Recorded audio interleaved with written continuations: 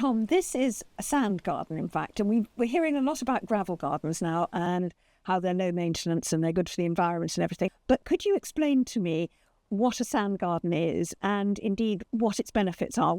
Yeah, so I think sand, like rubble or recycled concrete, what have you, basically it's a very inert, free-draining media. So we're looking at growing plants with no fertility and no supplementary irrigation. So principally we're growing plants quite hard in this material. And here we've used a local sandstone, so it didn't have to travel very far. And from a budgetary point of view, it wasn't as much as some of the builder sand and some of the more processed sand.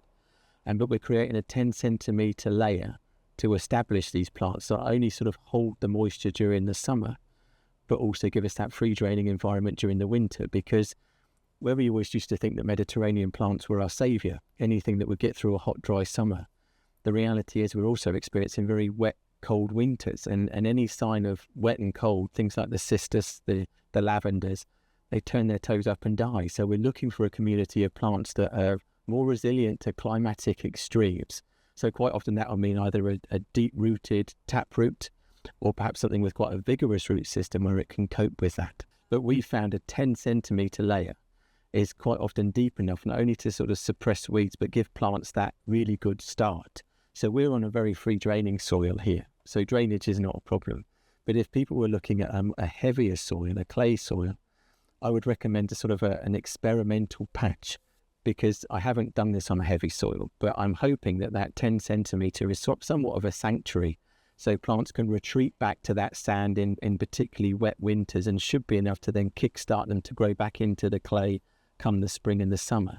But if people did a couple of square metres in a part of their garden, see how it goes for a couple of years, and if it works, then they've got that confidence to sort of evolve it and spread it out. But a lot of this gardening is very instinctive and very experimental. So we've been doing it for about 3 years, and it's given me more and more confidence to look at those sort of traditional plantings and really question them and growing them in mulch and irrigating them and staking them, etc.